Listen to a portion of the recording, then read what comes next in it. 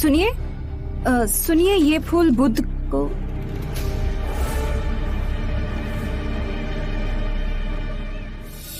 बुद्ध, क्या आप अजातशत्रु के निमंत्रण पर मगध जाएंगे? अवश्य। सोनदंड में असामान्य ज्ञान है। जिस प्रकार दो नदियां बह एक दूसरे से मिलती है, उसी प्रकार ज्ञान की चर्चा में दो विचारधाराएं एक दूसरे से मिलेगी। मुक्ति का मार्ग ज्ञानियों को भी उपलब्ध होना चाहिए।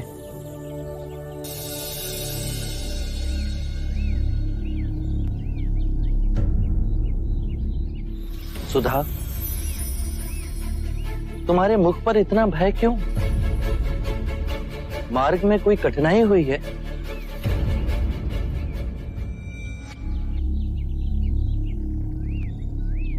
निर्भय होकर कहो।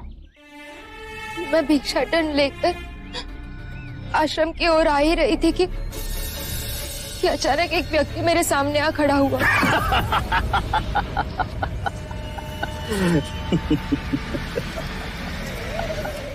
उसकी आंखों का भाव देख मैं डर गई। फिर आपके वचन मुझे स्मरण हुए और मैंने तुरंत अपनी सांस को साधा ताकि मैं शांत और होशपूर्ण रह सकूं। कृपया मेरा मार्ग छोड़ दे। मैं बुद्ध की भिक्षुनी हूँ। जवान हो और सुंदर भी हो। ये गेरुआ वस्त्र पहनकर अपना जीवन व्यर्थ क्यों गवा रही हो? इस सुंदर शरीर पर तो काशी में बुनी हुई रेशम के वस्त्र होने चाहिए। कृपया मेरा मार्ग छोड़ दे। मैं बुद्ध के पास जा रही हूँ। बुद्ध के पास क्या मिलेगा तुम्हें? मेरे साथ चलो, मैं तुम्हें शरीर सुख की अनुभूति करवाऊंगा। मेरा सुख मुक्ति और समाधि में है। कामनाएं केवल यातना देती है। यदि ये समझ सके तो कृपया मेरा मार्ग छोड़ दे। मैं आपकी कृतज्ञ रहूं। कितने मादक है तुम्हारे ये नेत्र, ऐसे न जाने दूंगा। आपको मेरे नेत्र सुंदर लगे? ठीक, मैं इन्हें नोच कर आपको दे देती हूँ।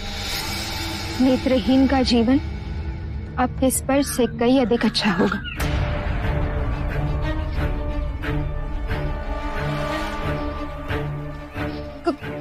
कदाचित आपको यह स्मरण नहीं कि कौशल, मगध, वैशाली और शाक्य देश के राजाओं का यह आदेश है कि जो कोई भी बुद्ध के भिक्षु या भिक्षुनियों को हानि पहुंचाएगा उसे मृत्यु दंड दिया जाएगा।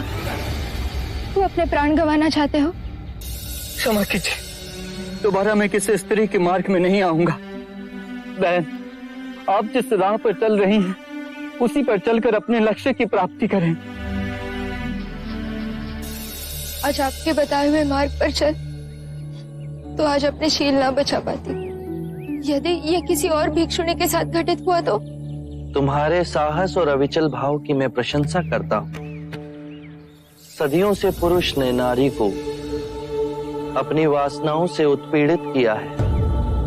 उसके अंधेपन और क्रूरता को रूपांतरित करने में कई सदियां बीत जाए। यही एक प्राथमिक कारण था कि मैं स्त्रियों को दीक्षा देने में संकोच करता रहा। आज से कोई भी भिक्षुनी एकांत में यात्रा नहीं करेगी और ना ही एकांत में सोएगी।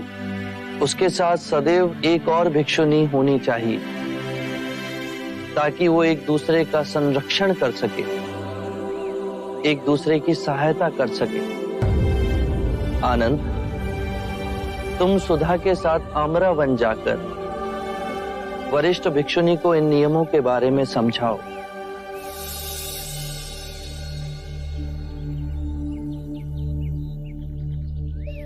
सुनिए, आप यहाँ खड़ी खड़ी क्या कर रही हैं? मैं ये पुष्प बुद्ध को देना चाहती थी। मैंने इनको पुकारा भी था किंतु इन्होंने सुना ही नहीं। आप पिछले कई महीनों से बुद्ध के उपदेश सुनने आती हैं, हर दिन उनके दर्शन करती हैं, तो फिर आप भिक्षुनी क्यों नहीं बन जाती? मैं भिक्षुनियों के कठोर नियमों का पालन ना कर सकूंगी। जैसी आपकी इच्छा। यदि पुष्प आप भेंट करना चाहती हैं तो आप अंदर जा सकती हैं बुद्ध के पास। बुद्ध की कुटिया।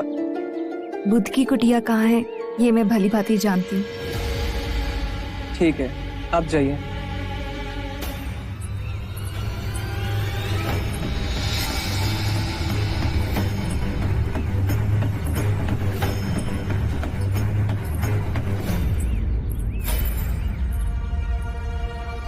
ये स्त्री बुद्ध की कुटिया की ओर क्यों जा रही है? तो इसमें आश्चर्य की क्या बात है? मैंने तो इसे कई बार बुद्ध की कुटिया की ओर जाते देखा है। बुद्ध की कुटिया की ओर?